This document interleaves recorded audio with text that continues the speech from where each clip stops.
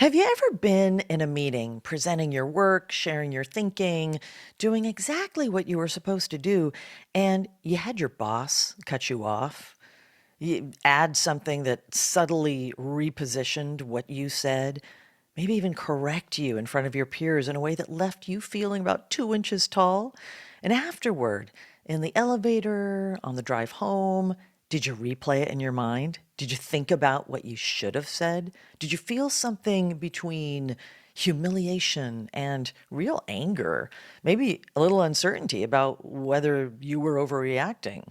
Well, if that's ever been your experience, this episode is for you because this situation, a boss who undermines, who diminishes, who makes you feel smaller in the moments when you need to feel capable, well, this situation breaks careers more often than it should. It's not because of what the boss did, but it's because of how the professional responded. And the response that feels the most natural, the one your gut is pushing you toward, it's almost always the one that makes things worse. Today, we're going to talk about what actually works, the psychology that's underneath the behavior, and a strategic framework for navigating it, and the mindset shift that's going to help you really change this whole experience. So, first, what are we talking about here? Let's get clear on the territory because undermining isn't always what it looks like in the movies. Sometimes it's very overt, a direct challenge to your credibility in front of other people. Your boss contradicts you at the leadership table. They dismiss an idea you've worked on with a single sentence. They assign your project to someone else without explaining it. Sometimes it's subtle. They credit your work to the team without mentioning your name. They exclude you from a meeting that you know you should have been in. They give you the feedback that you needed 3 months ago in a performance review, not in a conversation that would have let you act on it back at that point. Sometimes it's political. They're quietly building a narrative about you with key stakeholders, and it's a narrative that doesn't match what you know to be true about yourself. And you only find out when someone else mentions it casually, like it's established fact. And sometimes, and this is important to think about, sometimes it's not intentional at all. A boss under enormous pressure who doesn't have the bandwidth to protect your space in a room, or it's a boss who never even learned to lead people well because nobody taught them. Or a boss who is genuinely insecure about their own position and they protect it in the only way that they know how. Now, all of these are going to land the same way for you on the receiving end, but understanding what's going on, understanding which one you're dealing with, it really matters because the strategy of what you're going to do is different. And the story that you tell yourself about what the whole thing means about you, well, that needs to be different too. I want to tell you about a client. Vanessa was a senior leader. She's in a large financial services firm. She's very sharp, she's a high performer, and she was well regarded across the organization. If you met her in a conversation, you'd think, well, that Vanessa, she's going places. And she had a boss who corrected her in front of other people in meetings. Not constantly, not about everything, but reliably in the moments that mattered the most, when she was presenting to the executive team, when she was visible to the people who would eventually make decisions about her advancement. Her boss would interject and add something or reframe a point in a way that ever so slightly suggested that she was a little off, that she had gotten it wrong. Maybe she hadn't thought it all the way through. Sometimes it was a word change that meant the same thing, but sometimes it was a clarification that just wasn't needed. The cumulative effect in the room, in the moment, was that Vanessa looked like she needed managing. And Vanessa would feel it. It would really sting. That sting you get from being diminished publicly. And she would defend herself right there in the meeting. I mean, she would push back. She would reclaim the ground. She'd try to establish that she had, in fact, gotten it right. And every time she did, she lost more ground than she'd lost to the original interjection because the defense itself sounded Reactive. It sounded like someone who couldn't handle conflict with grace. It turned out looking like exactly the thing that her boss's behavior was potentially suggesting about her. That shift happened when Vanessa changed one thing. She stopped trying to win in public and she started having the real conversations in private. And that's where she actually won some ground. So let's talk about strategy. But before we do that, let's talk about the psychology because understanding why it happens really changes what you wind up doing with it.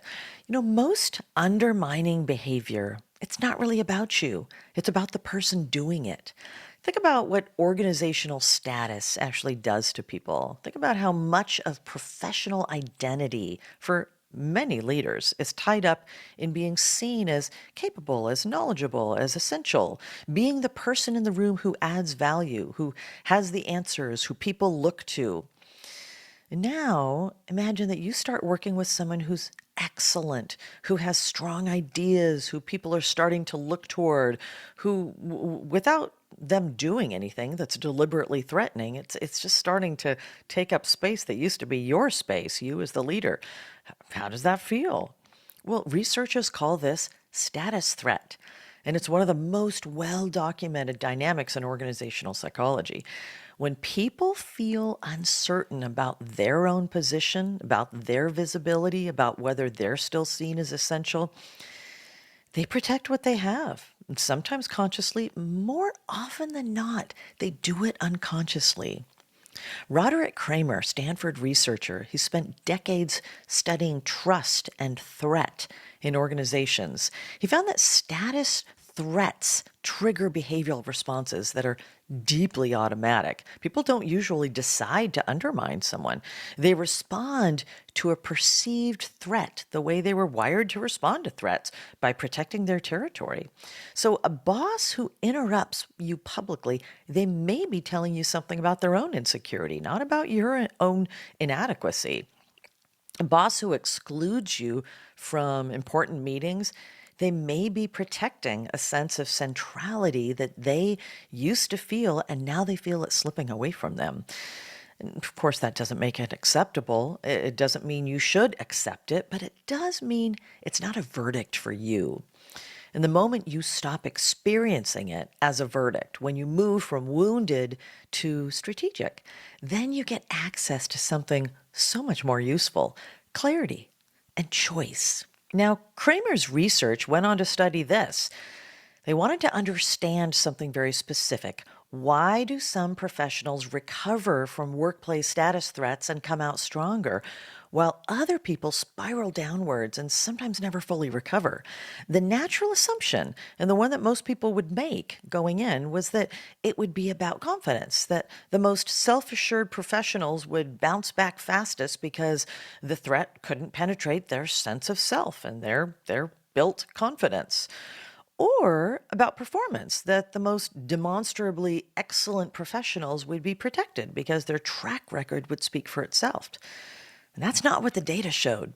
Kramer's research found that the professionals who recovered best from status threats shared two specific characteristics, and they were not confidence and performance. They were emotional self-regulation and strategic relationship repair. The professionals who came out stronger were the ones who did two things, and they did them simultaneously. First, they managed their public emotional response. They didn't let the threat destabilize them in front of the people who mattered.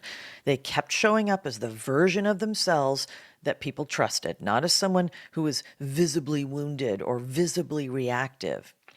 And secondly, they actively rebuilt and deepened credibility in the adjacent relationships, not by confronting the person who undermined them, at least not immediately or not publicly, but by being so consistently excellent and so reliably credible with the stakeholders and the peers and the senior leaders around them that the narrative about them just couldn't get any traction. Think about it like a fire in a room of a house. You can spend all your energy fighting the fire where it started, or you can make sure that the rest of the house is fireproof. The professionals who recovered built a fireproof reputation everywhere else. So even when the fire burned, it didn't spread. The ones who didn't recover, they made the opposite move.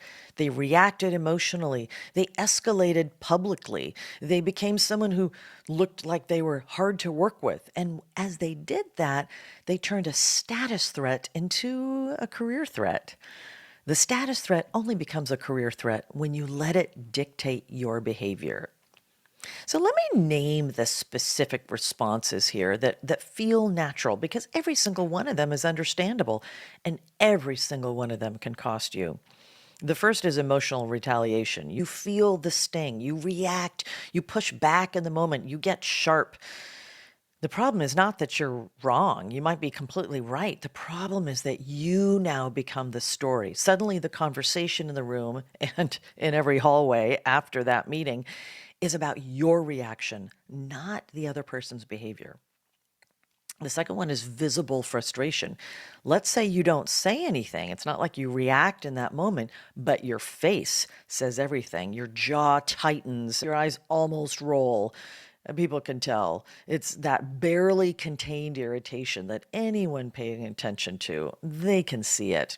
People read it. They remember it. And then it marks you as someone who gets rattled under pressure, which is the exact opposite of the signal that you want to send. The third natural reaction is over-explaining. You try to reclaim your credibility by talking more in that situation, proving your point in greater detail. You push. You want to make absolutely certain that everyone else understands that you knew what you were talking about, which almost never works. It just comes off as defensiveness. And defensiveness, ironically, makes you look less credible, not more credible. And the last one is the public correction battle. You decide to win the argument in the room right now. And sometimes you might even win the argument on the merits.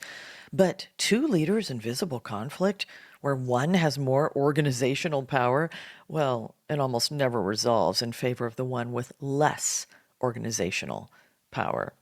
Even if you're right, you look difficult. And difficult is a reputation that sticks longer than you want it to. So, what do you do? How do you navigate this? Well, I want you to think about a framework that I call steady. And in this context, boy, it earns every letter. The first piece, the S of the word steady, that is stabilize. Stabilize emotionally before you do anything else in the moment, in the room. You regulate. Let the sting, you're stinging right now, just let that sting pass before you move. Just take the breath. Choose composure, not because the situation doesn't deserve your reaction, but because composure is going to be your leverage here. The most grounded person in the room is almost always the most credible person in the room. Do not give that up. And then you move on to the T of our word steady. You first of all stabilize emotionally, and then the next one is to track the pattern. Is this a one-time thing? Or is this consistent behavior? What seems to trigger it? What's the context? When does this happen? Is it worse when senior leadership is present? When you're being particularly visible? Pattern recognition is power. Pattern recognition gives you information, and information can turn a wound into a problem to be solved. And then the E is to engage them, but do it privately. Engage privately. This is where the real work happens, not in the meeting, after it, one-on-one, and not defensively, not to make your case. Approach it here, engage them here privately with genuine curiosity. You say something like, I noticed that you added to my point in the meeting, and I want to make sure that I'm landing things the way that you need me to. I'd like to spend a few minutes talking about what you're looking for. That idea, that's not weakness. That is a savvy professional taking initiative to understand the real dynamic. And it opens a door that a public confrontation would have slammed, probably permanently shut. Then we move on to the A. You've engaged them privately, and now you're going to align strategically. In that conversation, look to find the overlap between your goals and their goals. Make yourself genuinely useful to them then and after that, over time. Make your success visibly connected to their success. People do not undermine their assets, they undermine their threats. So, the goal, your goal here, is to become an asset to them, a very clear asset to them. And then you're going to deepen, your D is to deepen alliances, build relationships with the stakeholders who matter, above, below, sideways. Be excellent, consistently excellent in the places adjacent to this relationship. Make your reputation so broad and so grounded that it can't be shaped by one person's narrative in case that narrative keeps going from your boss's end. And then the Y stands for yield. Yield, what does that mean? Yield only when it's intentional. Not every battle is worth fighting. I mean, in fact, most battles are not worth fighting. You got to choose the moments when you hold your ground. Choose the ones where something is important, something is genuinely at stake here. And let the others go, not because you've been beaten, but because you've decided that those fights don't serve you. The difference here between choosing to yield and being forced to yield, it's big. One is strength, the other one is defeat. You get to decide which one it is. So, Abraham Lincoln, when he became president, one of his most influential cabinet members, Secretary of War Edwin Stanton, he became openly contemptuous of Lincoln. He called him incompetent. He dismissed him in private and occasionally in not so private company. And Lincoln, as you might imagine, did not retaliate. He did not defend himself publicly. He didn't try to win the argument. He just kept showing up with clarity and with steadiness. He let his decisions and he let his judgments accumulate over time. And eventually, Stanton, who had once dismissed him, became one of Lincoln's fiercest defenders and most loyal advocates. When Lincoln died, it was Stanton who stood at his bedside and said, "Now he belongs to the ages." Lincoln won, not by fighting the undermining head on, but by being consistently someone whose credibility just couldn't be argued away. That's a long game, and the long game is the one that typically wins. Professionals gain influence not by never facing undermining, but by handling it with maturity and with strategy and keeping their emotional discipline. Because here's what the professionals who navigate this well understand: the response is where the power is, not in the moment of being undermined, in the choice that you make afterward, immediately afterward. You can react and then you become the story, or you can regulate, you can strategize, and you become someone whose steadiness in the face of something truly hard builds the kind of reputation that advancement is made of. Look, the situation is unfair. The situation may not be your fault, and the situation is still yours to navigate. Those things are all true at once. So, your assignment this week is to think about a relationship where you're maybe experiencing friction. Maybe it's a boss, maybe it's a peer, maybe it's a stakeholder, someone whose behavior is making it harder for you to show up as the leader that you're trying to be, whether you have the role or not. And identify one private conversation that you could initiate. It's not to confront, it's not to make your case, it's not to win anything, it's just to understand, to go in with the genuine question: what are they carrying right now? What are they under pressure to deliver? What do they need from this relationship that maybe they're not getting? And then listen, really listen. See what you can learn. And what you learn, that's what's going to give you the options that reacting never could.